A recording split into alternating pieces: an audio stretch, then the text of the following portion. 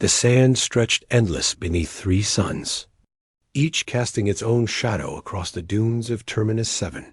Captain Marcus Kane stumbled forward, his environmental suit torn at the shoulder where the crash had thrown him against jagged metal. His water reserves blinked critical on the cracked display inside his helmet. Humanity had spread across 40 systems in 2 centuries, but the galaxy still found ways to humble them. The transport carrying medical supplies to the outer colonies had fallen from orbit after a magnetic storm fried every circuit aboard. Marcus was the sole survivor, his escape pod landing him in this ocean of crimson sand. He checked his coordinates again. The nearest settlement lay 300 kilometers north. Impossible distance. His suit recycler could maybe buy him another day if he stayed perfectly still, but stillness meant death out here when night came and temperatures plunged to -60. Movement caught his eye on the horizon. Not a mirage. Someone walked toward him with steady purpose, wearing a similar emergency suit, but in better condition. As the figure approached, Marcus made out details through the heat shimmer. Young woman, maybe 20 standard years. Dark hair matted with sweat inside her cracked faceplate. Eyes that held something between determination and desperation. She stopped 10 meters away, assessing him with the practiced gaze of someone who'd survived harsh places. Her suit bore syndicate markings, the corporate conglomerate that controlled half the mining operations in this sector. Humans, but not friendly to independent freighter crews like Marcus. "Your beacon brought scavengers," she said, voice crackling through their suit-to-suit comm. "I killed 2 before they could strip your pod. 3rd one ran." Marcus nodded slowly. "Appreciate that. I'm unarmed." "I know." "I checked." She tilted her head, studying him. "You're the captain from the news feeds. The one who testified against syndicate executives for cutting life support to save costs. Got 3 of them imprisoned." His jaw tightened. That testimony had made him enemies across 6 systems, but those workers had deserved justice.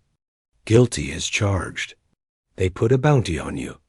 50,000 credits." She let that hang in the scorching air between them. "I could use 50,000 credits. Then why warn me about scavengers?" She didn't answer immediately. Instead, she checked her own suit display, lips pressing into a thin line. "My recycler's failing.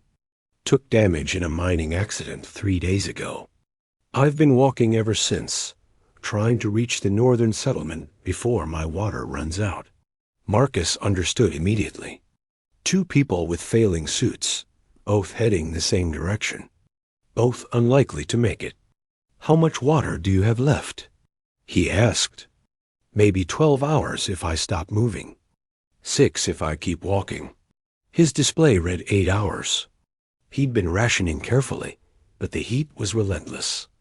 "We could share resources. Pool our water, take turns carrying each other when someone gets too weak. 2 working together have better odds than 2 alone." She laughed, but there was no humor in it. "You'd trust someone who just told you about the bounty on your head? You could have shot me and collected already. Fact that we're talking means something." The woman was quiet for a long moment, and Marcus noticed her hand trembling slightly. Not from weakness. From something else. Fear, maybe? Or recognition.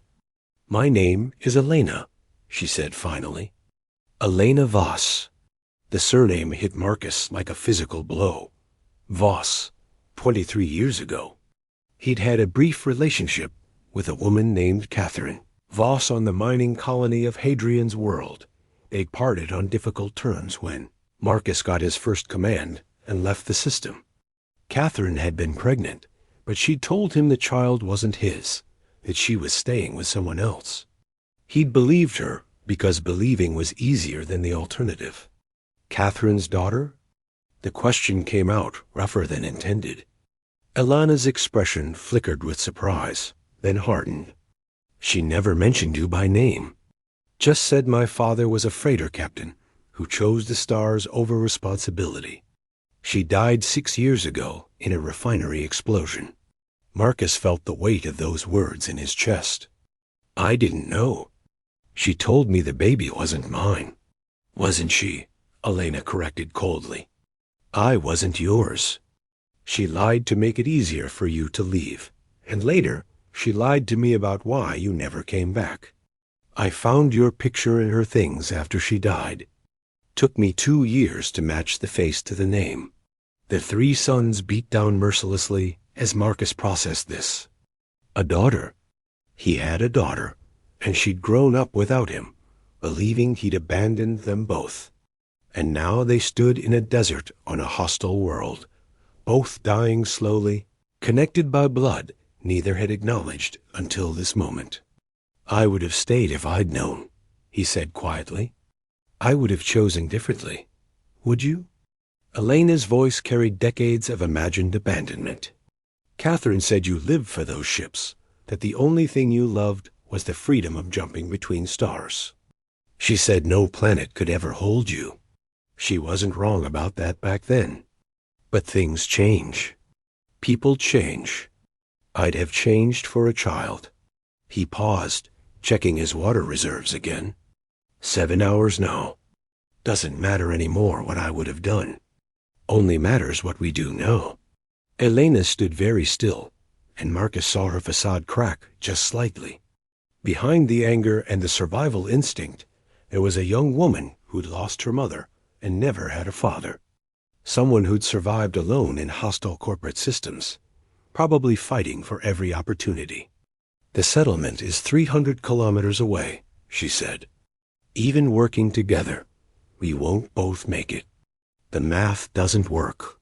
Marcus knew she was right. He'd run the calculations 3 times already. 2 people meant twice the water consumption. The suits could share thermal regulation, which helped, but the fundamental problem remained.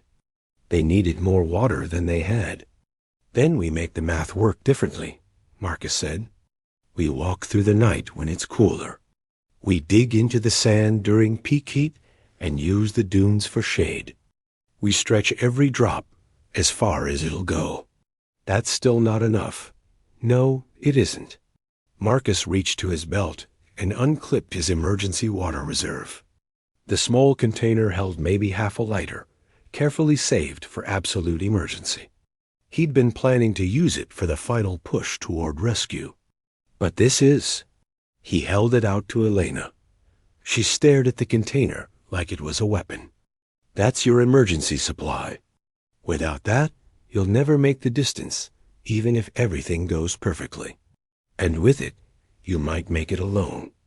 You're younger, stronger. You haven't been breathing this atmosphere for 3 days like I have. My lungs are already damaged from the crash. So you're just giving up? Sacrificing yourself for someone you just met? For my daughter, Marcus corrected gently. That's different. Elena's hands shook as she reached for the container, then stopped. Catherine told me one other thing about you. She said you were stubborn as a Terran mule and twice as ornery.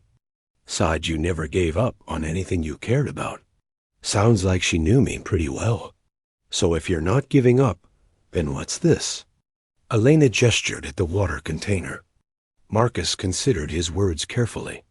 It's choosing what matters. I've had 46 years. You've had 20. The math on that is pretty simple. That's not how life works. That's not how any of this works. Elena's voice cracked. You don't get to show up in my life for 5 minutes and play the noble father. You don't get to make this sacrifice and think it erases 20 years of absence. You're right. It doesn't erase anything. But maybe it means something anyway. The wind picked up, throwing red sand against their suits in a harsh whisper. Elena looked at the water container, then at Marcus, then toward the northern horizon, where salvation lay impossibly distant. There's another option, she said slowly. We split that water. We walk together. And when one of us can't go any further, the other takes everything and runs for help. No arguments, No heroic sacrifices. Just survival. Marcus wanted to argue, wanted to insist she take it all now, but he saw Catherine in Alina's stubborn expression. Saw himself too, if he was being honest. This young woman had survived alone in a hostile galaxy. She'd earned the right to make her own choices. Deal, he said. They divided the water precisely, each taking half. Then Marcus led the way north, following his suit's compass toward the settlement that seemed mythically distant. Elena walked beside him, matching his pace. As the largest sun began its descent toward the horizon, painting the desert in shades of amber and rust, Elena spoke again. When we get out of this, if we get out of this, you're going to tell me everything. About Catherine, about why you really left, about the life you chose instead of us. When we get out of this, Marcus agreed, I'll tell you everything. And you'll tell me about growing up on Hadrian's world, about Catherine's last years, about who you became. It's a long walk. We could start now. So Marcus began talking, his voice steady despite the failing oxygen recycler and the damaged lungs and the knowledge that mathematical probability still favored neither of them surviving. He told her about meeting Catherine during a labor dispute, about 3 months of something that felt like it might be love, about the cowardice of accepting her lie because staying was terrifying. Elena listened, and sometimes she spoke too, sharing fragments of a childhood Marcus had missed. A few hours became a half day, and a half day stretched toward evening. They walked together through